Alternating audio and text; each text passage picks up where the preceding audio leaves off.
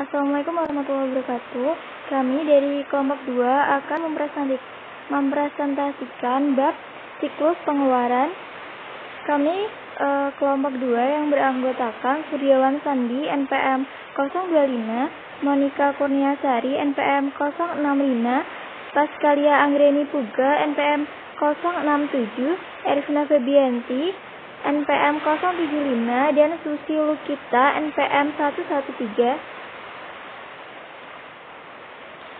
Yang pertama adalah siklus pengeluaran.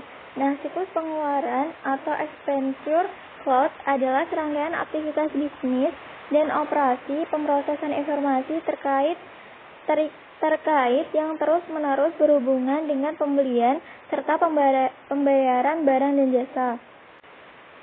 Nah, tujuan utama dalam siklus pengeluaran adalah untuk meminimalkan total biaya perolehan dan pemeliharaan persediaan perlengkapan dan berbagai layanan yang diperlukan perusahaan untuk berfungsi. Nah, dalam figur 13-1 di mana dalam siklus pengeluaran itu terdapat pertukaran informasi eksternal utama dengan pemasoknya atau vendor di dalam perusahaan. Informasi mengenai kebutuhan untuk membeli barang dan bahan baku itu mengalir ke siklus pengeluaran dari siklus pendapatan dan produksi, pengendalian persediaan, dan berbagai departemen. Setelah barang dan bahan baku itu tiba, pemberitahuan penerimaan yang mengalir kembali ke sumber-sumber dari siklus pengeluaran. Nah, data biaya juga mengalir dari siklus pengeluaran ke buku besar umum dan fungsi pelaporan untuk dimaksudkan dalam laporan keuangan dan berbagai laporan manajemen.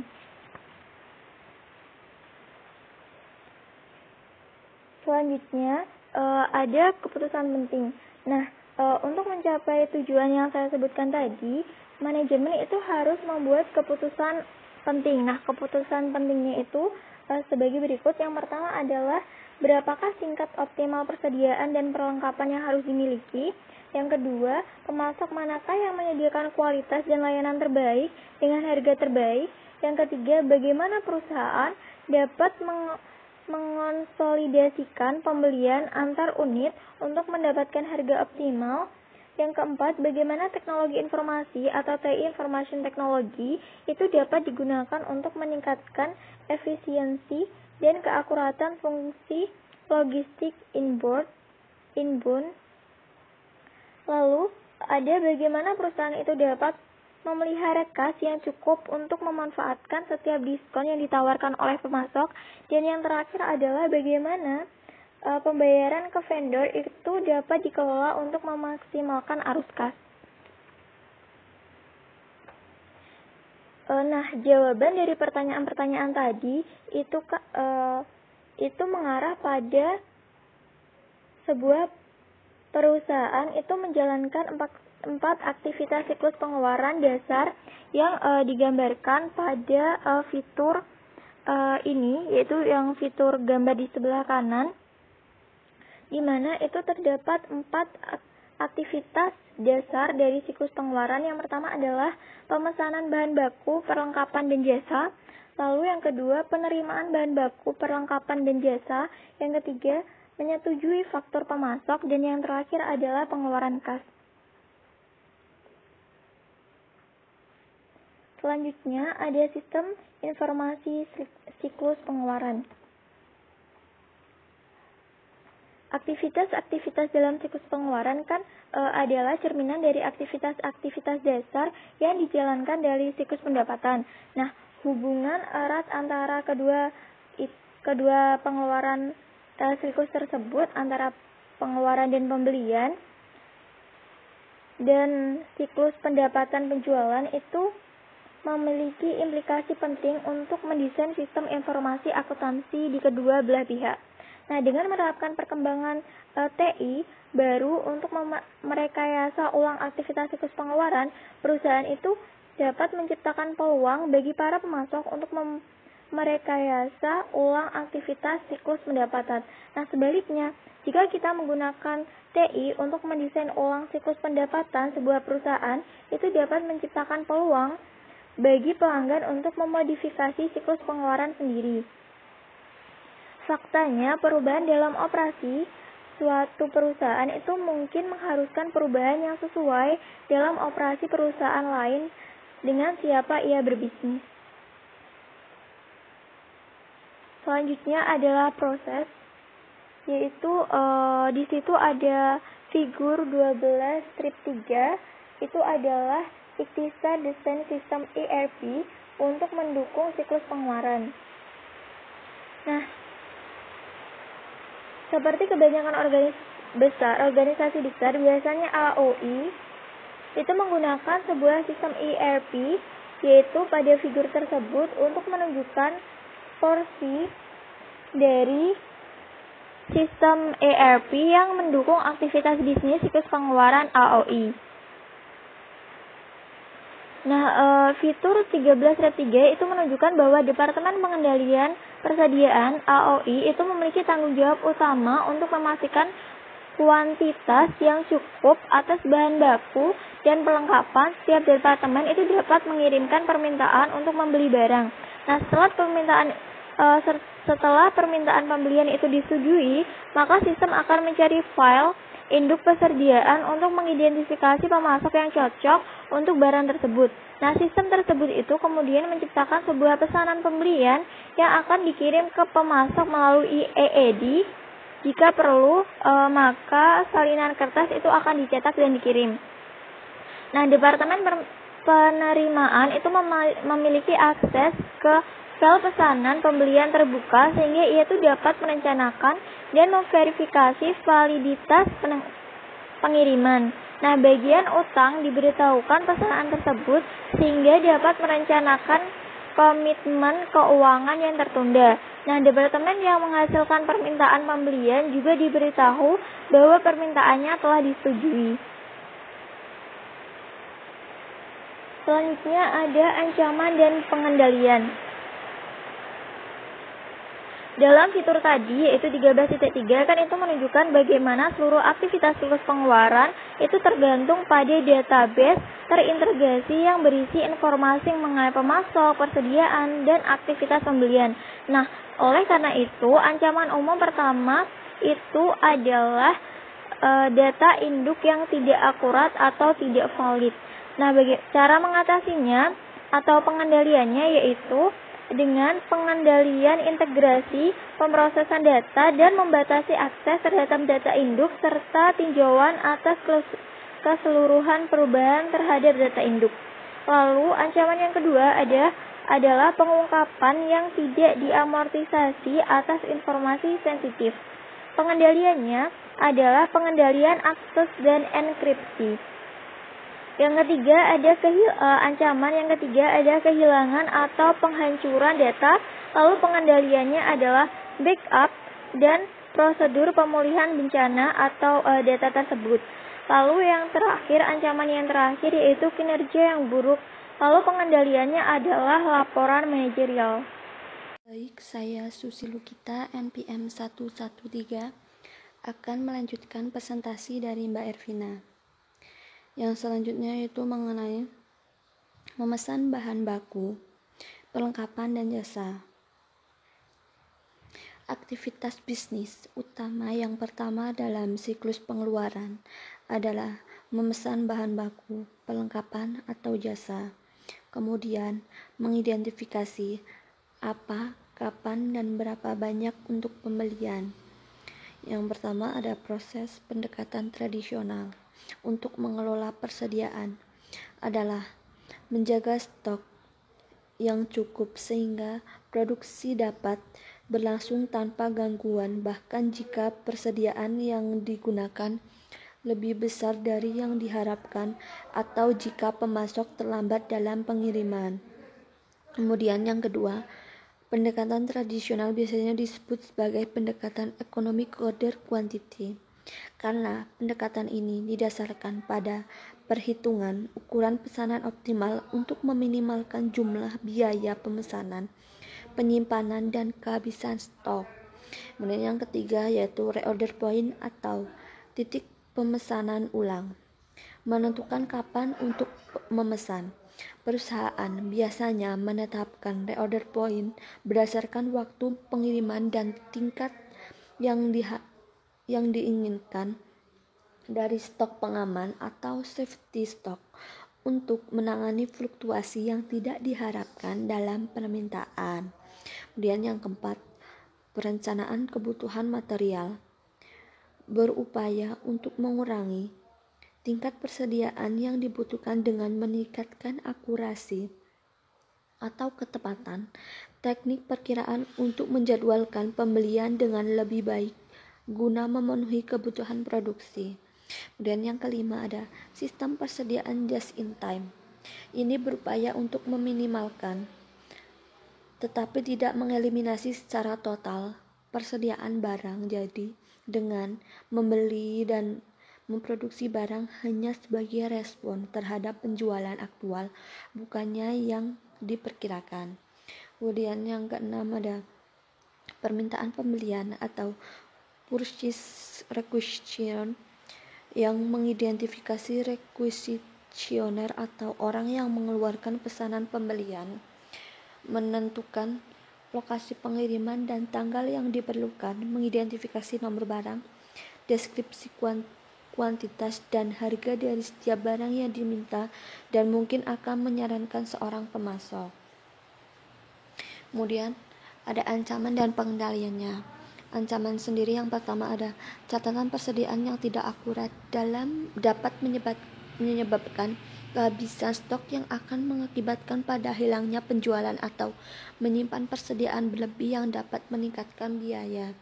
Dan untuk mengurangi resiko pada masalah ini, pengendaliannya yaitu berupa yang pertama ada metode persediaan perpetual seharusnya digunakan untuk memastikan bahwa informasi mengenai stok persediaan selalu terbaharui. Kemudian yang kedua, diperlukan penggunaan teknologi informasi untuk mengeliminasi kebutuhan bagi entry data manual agar dapat meningkatkan ketepatan pencatatan persediaan perpetual. Kemudian yang ketiga, menghitung persediaan di tangan secara periodik dan menyelidiki setiap ketidaksesuaian antara hitungan tersebut dan catatan persediaan perpetual atau pengendalian. Salah satu perhitungan persediaan fisik tahunan umumnya tidak akan cukup untuk memelihara catatan persediaan secara akurat, terutama bagi sistem MRP dan CIT. Kemudian ancaman lainnya yaitu pembelian barang yang saat ini tidak diperlukan. Pengendaliannya yaitu berupa catatan persediaan perpetual yang akurat, memastikan validitas permintaan pembelian yang dihasilkan sistem pengendalian yang persediaan secara otomatis. Kemudian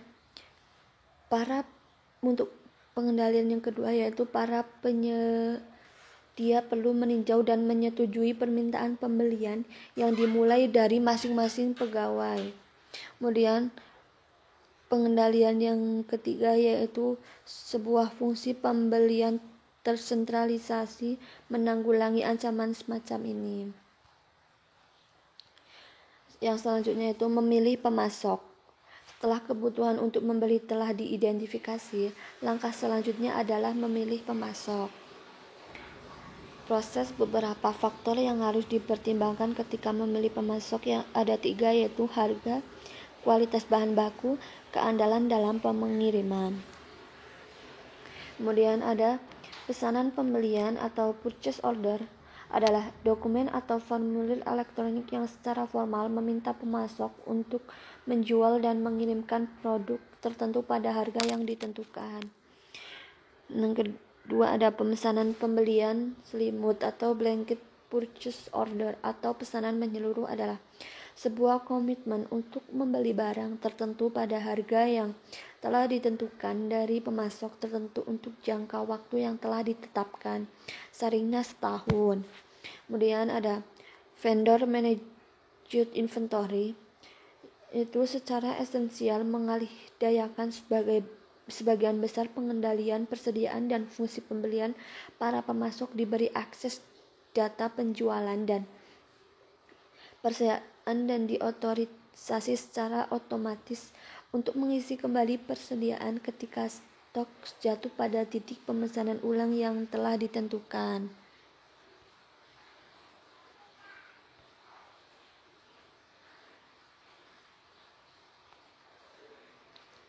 Yang selanjutnya itu ancaman dan pengendalian.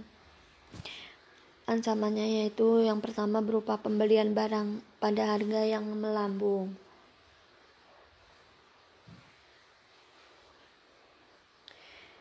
Dan pengendaliannya yaitu yang pertama ada daftar harga bagi barang yang sering dibeli seharusnya disimpan dalam komputer dan dikonsultasikan ketika pesanan dibuat. Kemudian yang kedua, tawaran kompetitif dan tertulis seharusnya diminta untuk produk berbiaya tinggi dan khusus. Yang ketiga, pesanan pembelian seharusnya ditinjau untuk memastikan bahwa kebijakan ini telah diikuti. Kemudian yang keempat, anggaran juga membantu dalam mengendali biaya pembelian. Pembelian seharusnya dibebankan ke sebuah rekening yang merupakan tanggung jawab dari seseorang atau departemen yang menyetujui permintaan. Kemudian ancaman yang kedua yaitu ada kinerja yang tidak dapat diandalkan oleh pemasok. Pengendaliannya yaitu yang pertama, mensyaratkan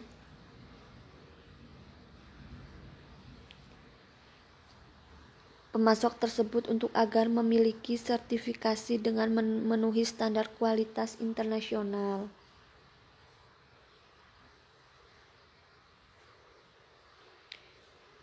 Yang kedua yaitu sistem informasi akuntansi seharusnya juga didesain untuk menangkap dan melacak informasi mengenai kinerja pemasok. Kemudian ancaman yang ketiga yaitu pembelian dari pemasok yang tidak diotorisasi. Untuk pengendaliannya yaitu yang pertama ada sistem ERP harus dikonfigurasikan untuk mencegah penerbitan pesanan pembelian ke pemasok yang tidak di dalam file induk yang disetujui.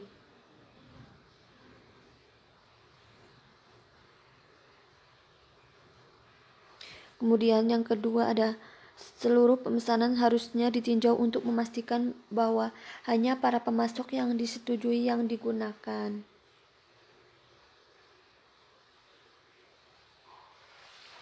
Kemudian ancaman yang keempat yaitu menunjukkan bahwa penyuapan yang merupakan hadiah dari pemasok ke agen pembiayaan untuk tujuan memengaruhi proses pilihan mereka mengenai pemasok adalah ancaman yang lainnya. Untuk pengendalian pada masalah ini yaitu yang pertama ada perusahaan harus melarang agen pembelian menerima segala hadiah dari pemasok potensial atau yang sudah ada. Dan yang kedua, rotasi pekerjaan adalah pengendalian penting lainnya untuk mengurangi resiko atau penyuapan. Agen pembelian seharusnya tidak berhadapan dengan pemasok yang sama terus-menerus karena melakukannya meningkatkan resiko bahwa agen tersebut mungkin tergoda dengan godaan konstan yang ditawarkan oleh pemasok yang tidak etis.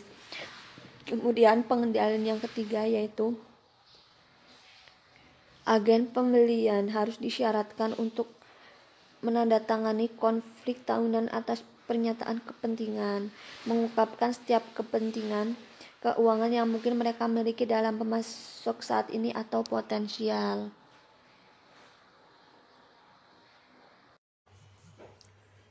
Saya Monica Kurniasari, NPM 191331000065, akan melanjutkan menerangkan pada presentasi kali ini. Penerimaan. Gambar 13 strip 6 menunjukkan dua jenis proses yang berbeda, karena masing-masing dijalankan oleh suatu fungsi organisasi yang berbeda. Di sini teman-teman dapat melihat gambarnya pada layar ya. Nah, yang selanjutnya adalah proses. Laporan penerimaan atau receiving report mendokumentasikan detail mengenai pengiriman, termasuk tanggal diterima, pengirim, pemasok, dan nomor pesanan. Untuk setiap barang yang diterima, harus menunjukkan nomor barang, deskripsi, unit ukuran, dan kuantitas.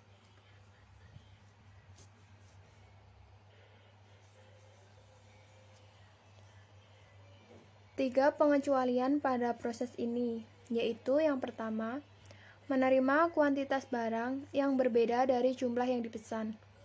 Yang kedua, menerima barang rusak. Dan yang ketiga yaitu menerima barang berkualitas interior yang gagal inspeksi. Salah satu cara perusahaan seperti AOE untuk meningkatkan efisiensi dari proses ini yaitu pemasok harus menempelkan kode batang atau label RFID ke produknya. Ancaman dan pengendalian. Ancaman lainnya adalah membuat kesalahan dalam menghitung barang yang diterima.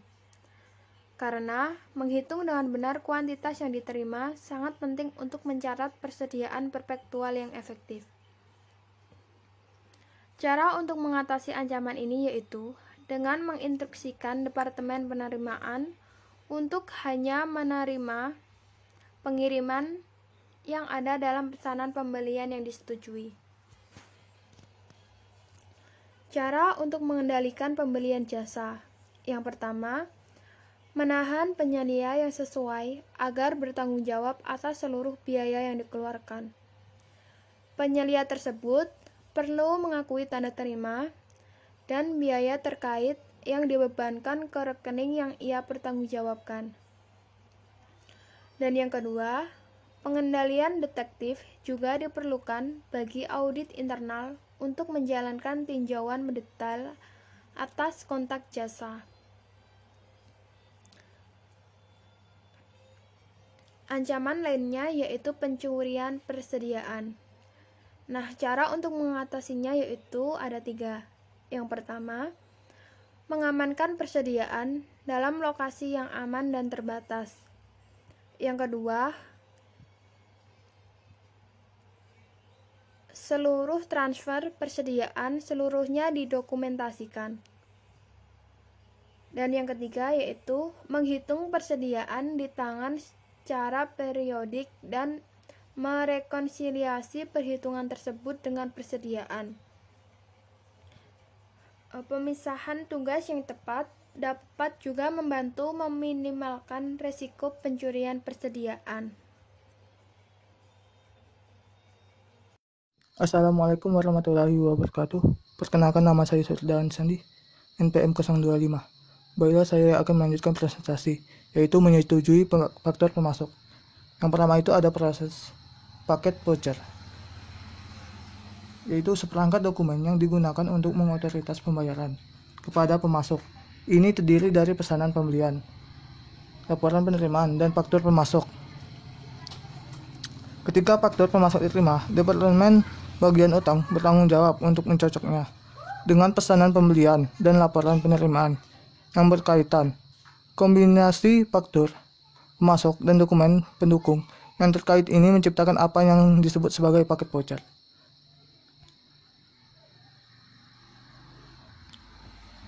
Kemudian ada faktur pemasok yang diterima. Ada 2 cara untuk memproses faktur pemasok, disebut sebagai sistem non-voucher atau voucher. Dalam sebuah sistem non-voucher, tiap faktur yang disetujui bersama dengan dokumen pendukung diposting ke catatan pemasok individual dalam file utang dan kemudian disimpan dalam file faktur terbuka. Ketika sebuah cek dituliskan untuk membayar sebuah faktur, paket voucher dihapus dari file faktur terbuka. faktur ditandai dibayar dan kemudian paket voucher disimpan dalam pilihan faktur dibayar. Dalam sebuah sistem voucher, sebuah dokumen tambahan yang disebut sebagai voucher pencairan juga dibuat ketika sebuah faktur pemasok disetujui untuk pembayaran. Dalam voucher pencairan mengidentifikasi pemasok, mencantumkan faktur yang beredar, dan mengidentifikasikan jumlah bersih untuk dibayarkan setelah dikurangi dengan diskon dan potongan yang berlaku. Kemudian sistem voucher dibagi 3, yaitu voucher pencairan, di mana dokumen yang mengidentifikasi pemasok, mencantumkan faktur beredar, dan mengidentifikasi jumlah bersih yang dibayarkan setelah dikurangi setiap diskon dan potongan yang berlaku. Yang kedua itu ada Evaluate Receipt Settlement. ERC adalah sebuah pendekatan tanpa faktor terhadap utang yang menggantikan proses pencocokan 3 cara faktur pemasok, laporan penerimaan, dan pesanan pembelian dengan mencocokkan 2 cara atas pesanan pembelian dan laporan penerimaan. Yang ketiga itu adalah kartu pengandaan, sebuah kartu kredit korporasi yang para pegawai dapat digunakan hanya pada pemasok tertentu untuk membeli jenis-jenis barang tertentu. Selanjutnya ada tabel 13.7 di mana di sini ada 3 cara tradisional dan 2 cara settlement, pencocokan 2 cara. Yang pertama itu mengirimkan pesanan pembelian ke pemasok, lalu mengirimkan salinan pesanan pembelian ke bagian utang, kemudian salinan pesanan pembelian, lalu melalui apakah kuantitas pada faktur pemasok, kuantitas pada laporan penerimaan, dan harga pada faktur pemasok, harga yang dicantumkan pada pesanan pembelian, kemudian membayar faktur pemasok. Yang kedua itu menerima barang dan mengisi laporan penerimaan, di mana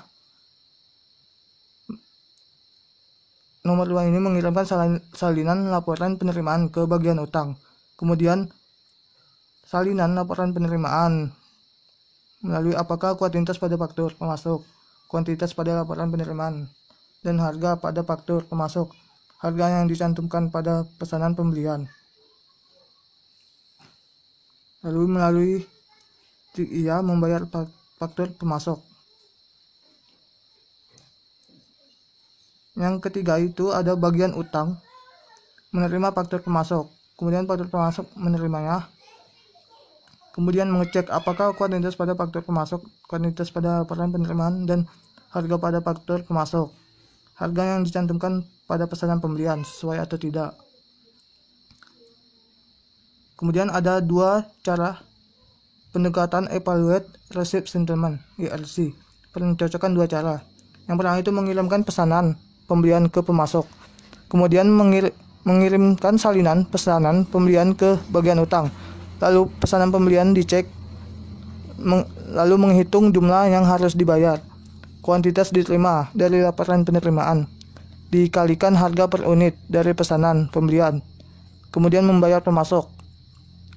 Kemudian ada cara kedua, menerima barang dan mengisi laporan penerimaan, di mana barang dikirimkan, salinan laporan penerimaan ke bagian utang, kemudian laporan penerimaan menerimanya, lalu mengeceknya atau menghitung jumlah yang harus dibayar sama dengan kuantitas diterima dari laporan penerimaan, dikalikan harga per unit dari persamaan pembelian, kemudian membayar pemasok. Baik, saya Paskalia Anggraini Puga, NPM 067. Di sini saya akan melanjutkan presentasi dari Mas Sandi. Selanjutnya ada pengeluaran kas. Jadi, aktivitas final dalam siklus pengeluaran adalah membayar pemasok. Atau dalam lingkaran 4.0 dalam figur 13 strip 2, diagram arus data tingkat 0 dari siklus pengeluaran, di dalam buku itu terdapat di halaman 464. Fokus 13-2 menerapkan prinsip-prinsip perbaikan proses manufaktur untuk utang usaha. Jadi di sini ada Medtronic Inc., yaitu sebuah perusahaan teknologi medis global yang sedang mendemonstrasikan bahwa prinsip-prinsip perbaikan proses awalnya dikembangkan untuk meningkatkan aktivitas manufaktur yang juga dapat berhasil diadopsi untuk memperbaiki fungsi utang. Nah, seperti kebanyakan produsen, Medtronic telah berhasil menggunakan baik prinsip Six Sigma dan Lean untuk merampingkan aktivitas arus kerja dan memperbaiki kualitas produk.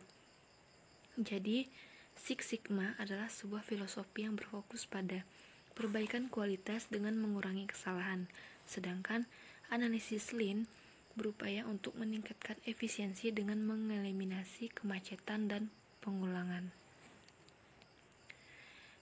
Medtronic mengawali serangkaian proyek selama 5 hari yang intensif disebut Kaizen untuk menerapkan prinsip-prinsip Six Sigma dan Lean untuk meningkatkan utang. Nah, pada hari pertama sebuah tim terdiri atas para pegawai utang dan ahli perbaikan proses manufaktur dengan cermat mempelajari bagaimana faktur pemasok diproses, dimulai dari ketika surat pertama dibuka sepanjang jalan melalui pencetakan hingga pengecekan pengiriman. Dan pada hari kedua, tim tersebut mengukur waktu yang diperlukan untuk menjalankan setiap langkah dari proses dan volume transaksi yang melalui setiap langkah. Dan pada hari ketiga dan keempat, tim tersebut membuat diagram bagan arus fisik dari seluruh dokumentasi utang. Kemudian mereka mengatur ulang bilik dan meja serta menambahkan gerobak roda baru dan keranjang kertas untuk memotong jarak fisik sebuah perjalanan faktur pemasok dari 1464 menjadi 165 kaki. Nah, mereka juga memodifikasi proses pemindaian gambar agar mampu menggabungkan seluruh faktur pemasok atau faktur untuk pembelian persediaan dengan pesanan pembelian terkait dan faktur tanpa pesanan pembelian ke dalam satu antrian. Dan pada hari terakhir, yaitu pada hari kelima, tim tersebut berjalan-jalan ke seluruh departemen melalui proses arus kerja yang direkayasa ulang. Aplikasi Medtronic pada teknik perbaikan proses menghasilkan sebuah peningkatan dramatis dalam efisiensi dan efektivitas dari fungsi utangnya, yaitu waktu yang diperlukan untuk membuka surat dan menyortir, memproses serta mencatat faktur pemasok menurun dari 3 hari menjadi 1 hari. Kemudian jumlah faktur yang mendiskontokan pembayaran tepat waktu diambil meningkat sebesar 15%. Dan yang terakhir, waktu pemrosesan pembayaran dipotong sebesar 50%. Oke, yang selanjutnya itu proses. Jadi, kasir, orang yang melapor ke bendahara, bertanggung jawab untuk membayar pemasok. Nah, hal ini memisahkan fungsi penyimpanan yang dijalankan kasir dari fungsi otorisasi dan pencatatan yang dijalankan oleh masing-masing departemen pembelian dan utang. Pembayaran itu dibuat ketika utang mengirimkan kasir sebuah paket voucher. Nah, meskipun banyak pembayaran terus dibuat dengan cek, penggunaan EFT dan VEDI semakin meningkat. Ancaman dan pengendalian. Ancaman 18 yaitu kegagalan untuk memanfaatkan diskon pembelian bagi pembayaran yang tepat waktu dapat menjadi mahal. Nah, untuk pengendaliannya sendiri itu ada pengendalian 18.1 di mana faktur yang disetujui harus diajukan berdasarkan tanggal jatuh tempo dan sistem harus didesain untuk melacak tanggal jatuh tempo faktur dan mencetak sebuah daftar seluruh faktur yang beredar secara periodik. Dan juga ada pengendalian 18.2 di mana sebuah anggaran arus kas yang mengindikasikan arus kas masuk yang diharapkan dan komitmen yang luar biasa juga dapat membantu perusahaan berencana untuk memanfaatkan diskon pembelian yang tersedia. Adapun ancaman lainnya yaitu membayar untuk barang yang tidak diterima. Jadi pengendalian untuk mencegah ancaman ini adalah membandingkan kuantitas yang diindikasikan dalam faktur pemasok dengan kuantitas yang dimasukkan oleh pihak pengendalian persediaan yang menerima transfer atas barang-barang tersebut dari departemen penerimaan. Adapun pengendalian 19.1 yaitu banyak perusahaan mensyaratkan Departemen Pengendalian Persediaan untuk memverifikasi kuantitas dalam laporan penerimaan sebelum dapat digunakan untuk mendukung pembayaran faktur pemasok.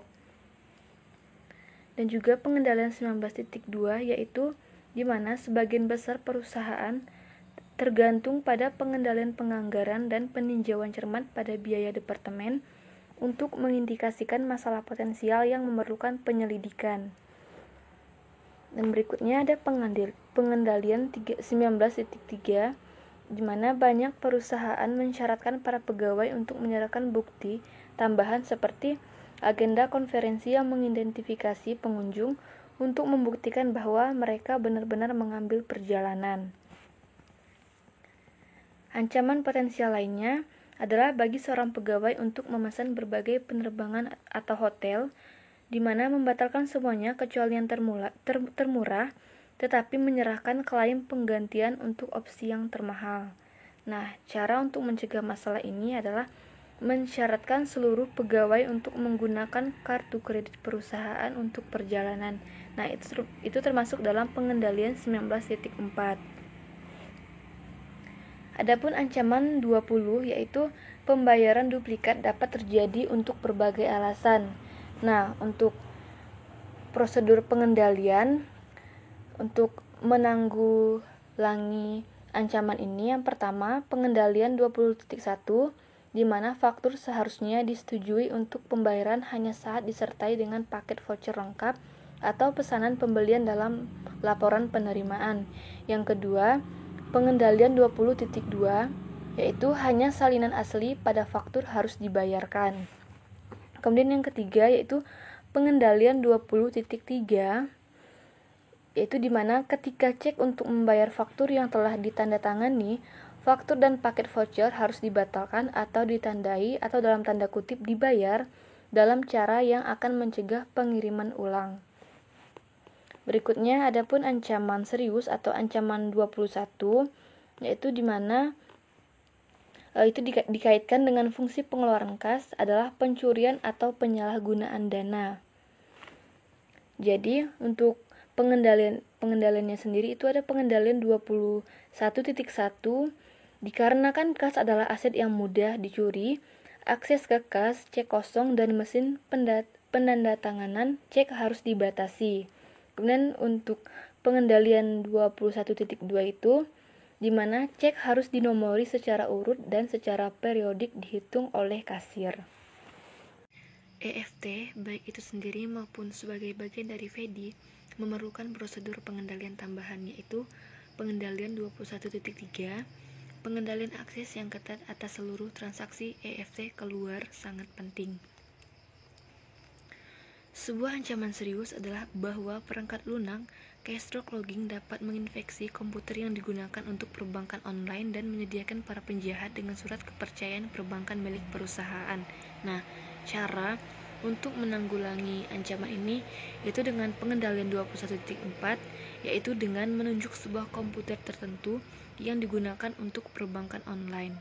Untuk membatasi akses ke komputer itu ke bendahara atau siapapun yang bertanggung jawab atas otorisasi pembayaran dan hanya menggunakannya untuk perbankan online dan bukan aktivitas lainnya. Dan untuk pengendalian 21.5 itu di sini sebagai contoh, jika sebuah perusahaan membuat seluruh pembayaran ke pemasoknya hanya dari rekening pengecekan pengoperasian utamanya, ia mungkin berharap untuk menginstruksikan bank untuk memblokir seluruh debit ACH dari rekening bank lain miliknya.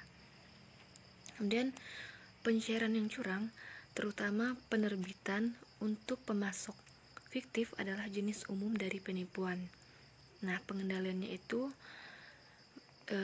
termasuk dalam pengendalian 21.6 yaitu di mana pemisahan tugas yang tepat dapat secara signifikan mengurangi risiko atas ancaman ini. Kemudian untuk pengendalian 21.7 yaitu di mana cek yang melebihi jumlah tertentu seperti $5.000 sampai $10.000 harus memerlukan 2 tanda tangan. Dengan demikian menyediakan tinjauan independen lain atas pengeluaran. Dan untuk pengendalian 21.8 itu Pada akhirnya, seseorang yang tidak berpartisipasi dalam pemrosesan baik penerimaan atau pengeluaran kas harus merekonsiliasi seluruh rekening bank. Dan untuk pengendalian 21.9 itu di mana akses terhadap daftar pemasok yang disetujui harus dibatasi dan setiap perubahan terhadap daftar tersebut harus dengan cermat ditinjau dan disetujui. Untuk pengendalian 21.10 itu ini terutama penting untuk membatasi kemampuan untuk membuat pemasok satu kali dan memproses faktur sehingga pegawai yang sama tidak dapat membuat pemasok baru dan menerbitkan sebuah cek kepada pemasok itu.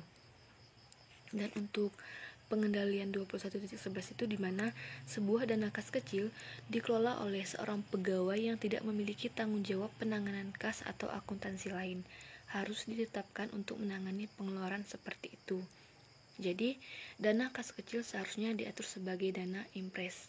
Nah, dana impres atau impres fund memiliki dua karakteristik, di mana dana impres ini yaitu sebuah rekening kas dengan dua karakteristik. Yang pertama, ini sudah diatur dengan jumlah tetap seperti $100 dan dua, voucher diperlukan untuk setiap pencairan. Jadi, pada setiap waktu penjumlahan kas plus voucher harus sama dengan saldo dana yang telah ditetapkan. Nah, selanjutnya ancaman penyalahgunaan lebih dari mengimbangi atau offset. Bagaimanapun dengan kenyamanan tidak harus memproses pembelian lain-lain yang kecil melalui siklus pengeluaran normal. Nah, pengendaliannya itu terdapat di pengendalian 21.12 di mana risiko penyalahgunaan dapat ditanggulangi dengan memiliki auditor internal membuat hitungan yang tidak diumumkan secara periodik atau saldo dana dan voucher, dan dengan menahan orang yang bertanggung jawab atas akuntabilitas dana kas kecil untuk setiap kekurangan yang ditemukan selama audit kejutan tersebut. Oke, yang selanjutnya yaitu ancaman 22, di mana pencurian juga dapat terjadi melalui perubahan cek. Jadi itu pengendaliannya terdapat dalam pengendalian 22.1. Mesin perlindungan cek dapat mengurangi risiko ancaman ini dengan mencetak jumlah dalam warna yang berbeda. Nah, biasanya kombinasi tinta merah dan biru. Kemudian untuk pengendalian 20.2 itu di mana menggunakan tinta khusus yang mengubah warna jika diubah dan mencetak cek pada kertas khusus yang mengandung tanda air dapat lebih jauh mengurangi kemungkinan perubahan. Dan untuk pengendalian 22.3 itu satu layanan seperti itu disebut pembayaran positif, melibatkan pengiriman sebuah daftar harian atas seluruh cek sah kepada bank yang kemudian akan menghapus hanya cek yang muncul dalam daftar tersebut. Kemudian ancaman yang terakhir yaitu ancaman 23, penting untuk merencanakan dan mengawasi pengeluaran untuk menghindari masalah arus kas. Jadi pengendaliannya itu ada di pengendalian di dalam pengendalian 23.1, di mana sebuah anggaran arus kas adalah cara terbaik untuk menanggulangi ancaman ini. Ringkasan dan kesimpulan kasus. Jadi aktivitas bisnis dasar yang dijalankan dalam termasuk memesan bahan baku, perlengkapan dan jasa, menerima bahan baku, perlengkapan dan jasa, menyetujui faktur pemasok untuk pembayaran, serta membayar barang dan jasa. Jadi, efisiensi dan efektivitas dari aktivitas ini dapat secara signifikan memengaruhi kinerja keseluruhan sebuah perusahaan. Nah, selain itu, teknologi informasi juga dapat membantu meningkatkan efisiensi dan efektivitas dengan aktivitas siklus pengeluaran yang dijalankan. Kemudian pada pertemuan eksekutif berikutnya, di mana Anne Brand dan Elizabeth Venko diperkenalkan kepada Linda Spurgeon atas rekomendasi mereka untuk meningkatkan aktivitas bisnis siklus pengeluaran AOE. Dan selanjutnya, Elizabeth Venko ini menyatakan bahwa ia sedang bekerja untuk meningkatkan jumlah pemasok yang baik, memberi kode batang atau melabeli dengan RFID pengirimannya.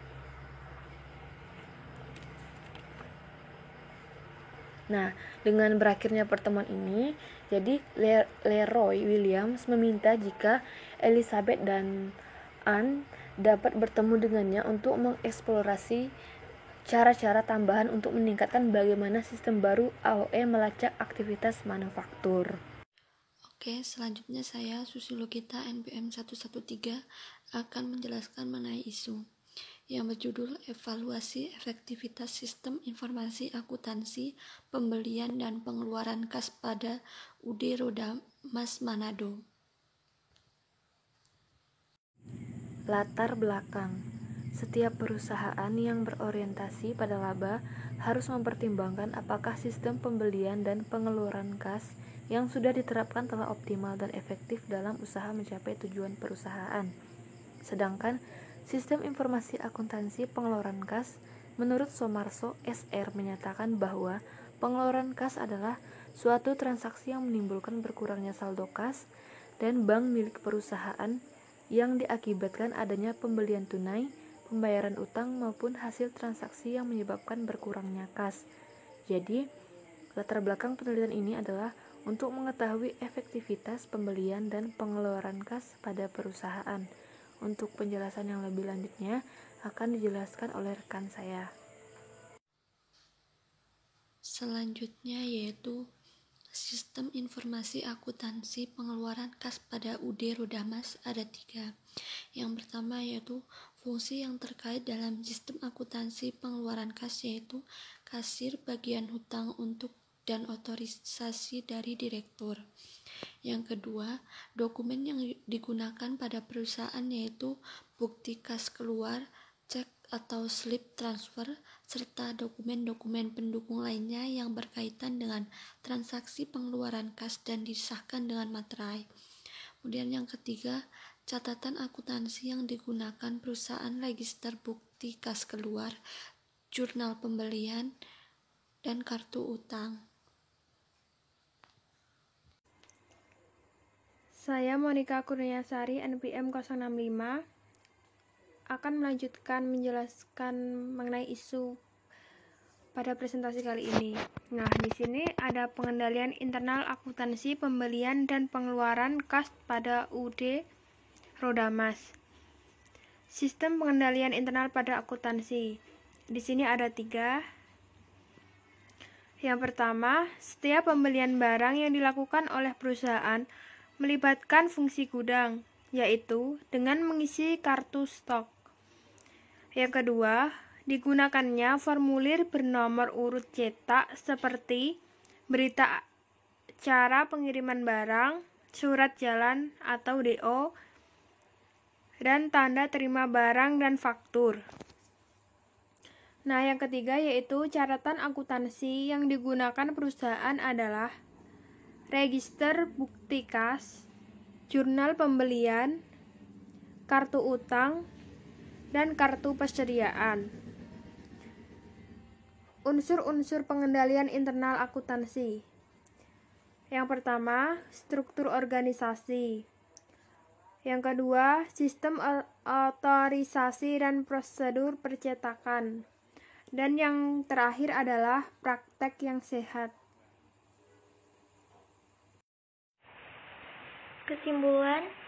Kesimpulan dari kasus kami adalah hasil penelitian menunjukkan efektivitas terhadap sistem informasi akuntansi pembelian dan pengeluaran kas yang diterapkan dalam perusahaan UD Rodamas sudah efektif karena prosedur sejak pencatatan sampai pelaporan pada sistem pembelian dan pengeluaran kas itu dilakukan sesuai standar. Nah, saran yang diberikan kepada perusahaan dalam upaya meningkatkan perusahaan yaitu yang pertama, perusahaan itu perlu menambah satu manajer accounting yang mampu mengawasi setiap proses pencatatan dari pembelian dan pengeluaran kas secara efisien. Yang kedua, sistem informasi akuntansi pembelian dan pengeluaran kas yang sudah diterapkan secara efektif dalam perusahaan itu harus dipertahankan dan lebih ditingkatkan lagi untuk pengembangan perusahaan. Sekian isu dari kelompok kami. Jika ada salah, mohon maaf. Wassalamualaikum warahmatullahi wabarakatuh.